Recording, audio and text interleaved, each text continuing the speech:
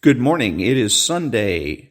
Thank God it's Sunday, February the 20th, and this is the Dril. Welcome to all the butchers, bakers, and candlestick makers out there. I'm Ron, your host, and the only true conservative in the United States today. So today, after the Daily Declaration for Spiritual Warfare, the Pledge of Allegiance, and the Star-Spangled Banner, we will have no free lunch and troubled times.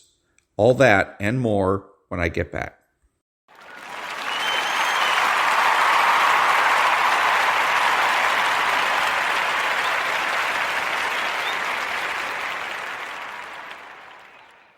Thank you. Ineffable Creator, who out of the treasures of thy wisdom has appointed 3 hierarchies of angels and set them in admirable order high above the heavens, and has disposed the divers portion of the universe in such marvelous array. Thou who art called the true source of light and supereminent principle of wisdom, be pleased to cast a beam of thy radiance upon the darkness of my mind and dispel me from the double darkness of sin and ignorance in which I have been born.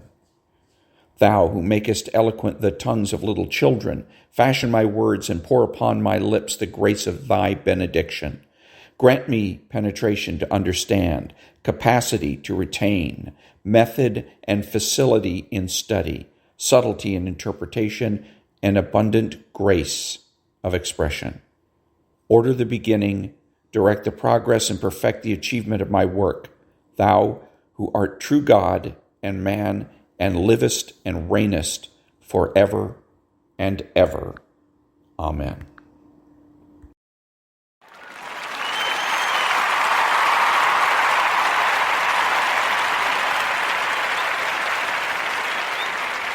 Thank you. And now the Daily Declaration for Spiritual Warfare for January the 20th. I will share my secret plans with you. I am a God who reveals secrets, and I will reveal my secrets unto you. I will help you to understand things that I have kept secret from the foundation of the world. You will understand my revelation of my will and purpose for your life. I will open your eyes to behold wondrous things out of my world. The secret things belong to me, but those things that I will reveal to you will belong to you and your children forever, that you may follow all my word. When your soul is weary with sorrow, my word will strengthen and comfort you. My word is eternal, and it stands firm in the heavens. My faithfulness to you will continue through all your generations. Let my word be a lamp to your feet and a light upon your path. Matthew chapter 13, verse 35, and Psalm 119. Prayer declaration. Father, I will praise you with an upright heart as I learn your righteous laws. I have hidden your word in my heart that I might not sin against you. Keep me from deceitful ways. Be gracious to me and teach me your law. Amen. And that was the Daily Declaration for Spiritual Warfare for February the 20th.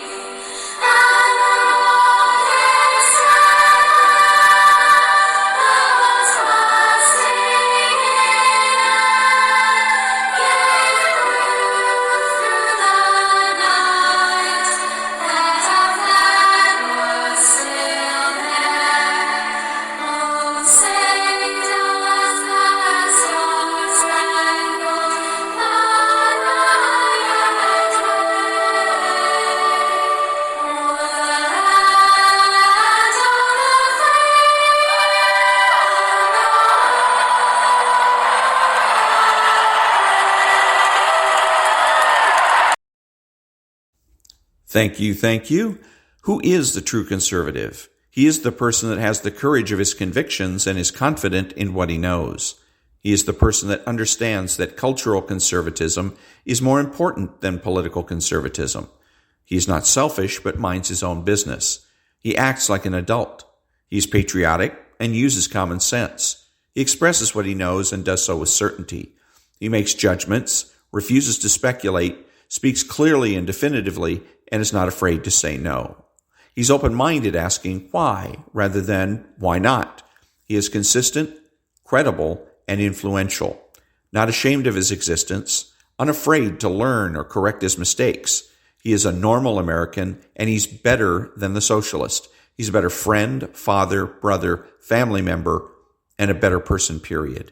You have to know that. If you don't know with every fiber of your being that being a true conservative is best, then you're wasting your time.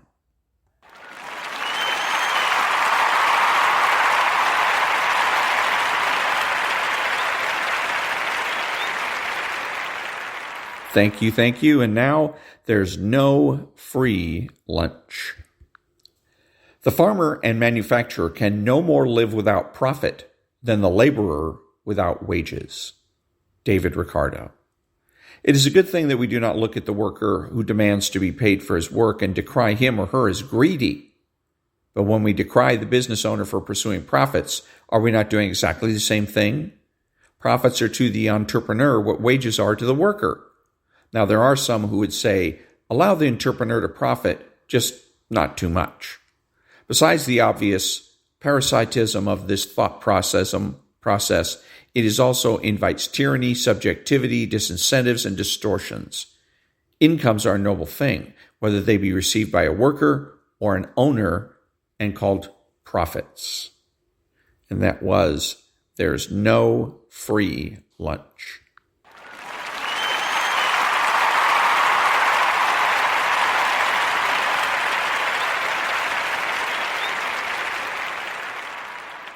Thank you, thank you. And now, time of troubles. It is this that causes the varying success of a man. The times change, but he does not. The ruin of states is caused in a like manner. So observed Niccolo Machiavelli 500 years ago. And the more successful the man or the society, the more true that observation is. Americans in 1960 had every reason to esteem their society as more wholly successful than any society anywhere, any time. A man who grew up with the century had seen America shoulder one great load after another, heft them all without stumbling, and grow stronger with every weight heaped upon it. In his lifetime, wrote Alan Dury in his 1959 novel Advice and Consent, he had seen America rise and rise and rise. Some sort of golden legend to our own people, some sort of fantasy to others. Sometimes it seemed that every third book published between 1945 and 1965 carried a title like America Comes of Age. The country had grown up, put aside its 19th century boisterousness and brashness, and turned itself into a sober and capable great power, blessed with a carefully managed economy, a sophisticated military, a clear sense of its rule in the world, and a disciplined and loyal people. The extremes of the 19th century had been curbed. The robber barons had been brought to heel, their empires bureaucratized, an adequate but not over-generous cushion put underneath the working man. Political passions had subsided. It had all worked. And then, as things so often do, it all stopped working. The details of the 1970s that most captivate us in retrospect are the ridiculous ones. The clothes, the hair, the psychobabble. Over the long haul, however, what probably will matter most about the era is the grand ascent that the world then began to tread toward democracy, freedom, and the information age. The last non-communist dictatorships in Europe, in Greece, Portugal, and Spain were all replaced by democratic governments. Communist coups were thwarted in Portugal and Chile. Open dissidence erupted in communist Central Europe. A pro-democracy movement was born in China. The personal computer and the precursor of the internet were developed. The tangle of economic regulations left behind by 2 world wars and a depression began to be cleared. But at the time, these hopeful signs were not easy to see. For those who lived through them, the 1970s felt like an era of endless disasters.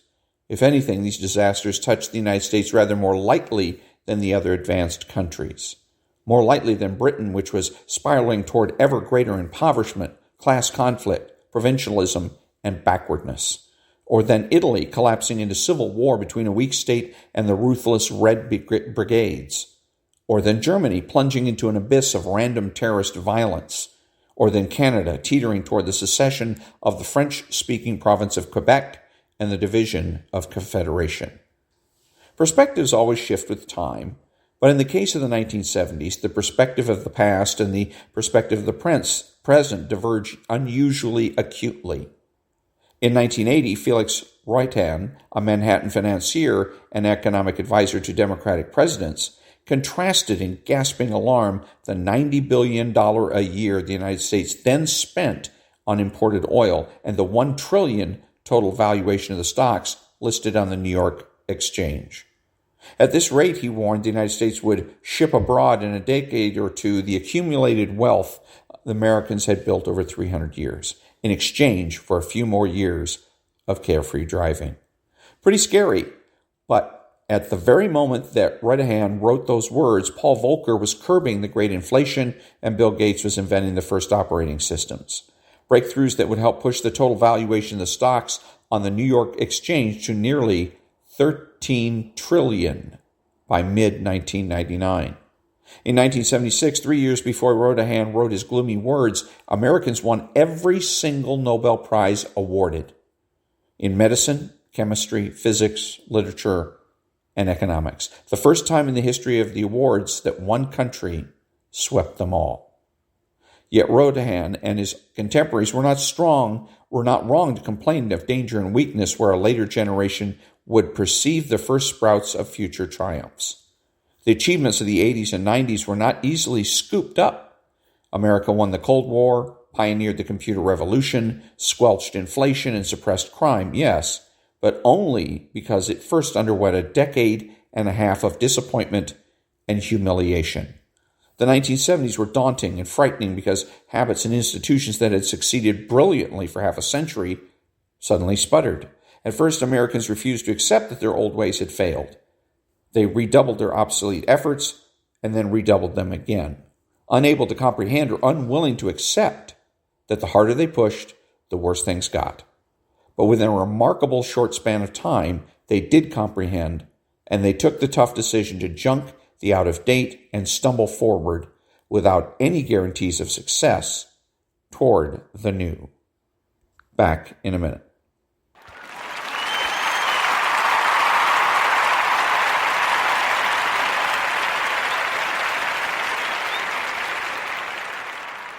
Thank you.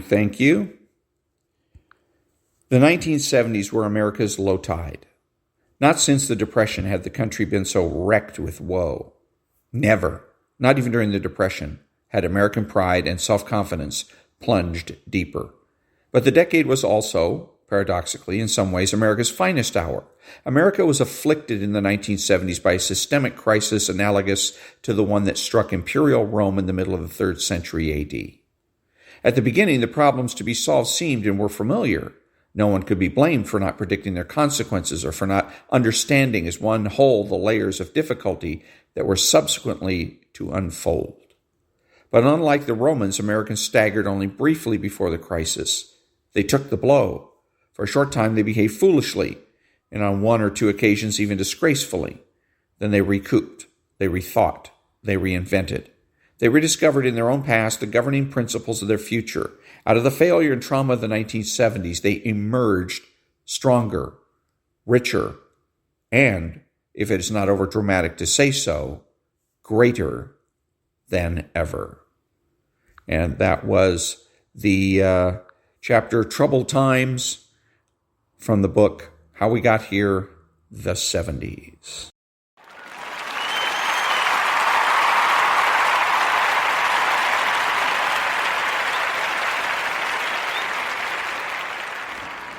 Thank you, thank you. Who is the socialist? He is the man that seeks consensus. He is subjective, petty, and small, taking everything in life personally. He's outrageous, boring, and rude. He pretends to be a leader and a change agent. He pretends that he's your friend. He is sly, cunning, and deceptive. He dresses, acts, and speaks like a slob. He's informal and terminally unique. He is childish and pretends that he knows nothing. He has no conscience and pretends that might makes right and that the ends justify the means. He's impulsive and rationalizes his behavior. He's deterministic, blaming others for his mistakes. He's skeptical, demanding that others solve his problems. His unreasonableness and irresponsibility make him a bad role model, bad father, brother, family member, friend, and a bad person, period. So if you think that you can be friends with a socialist, think again.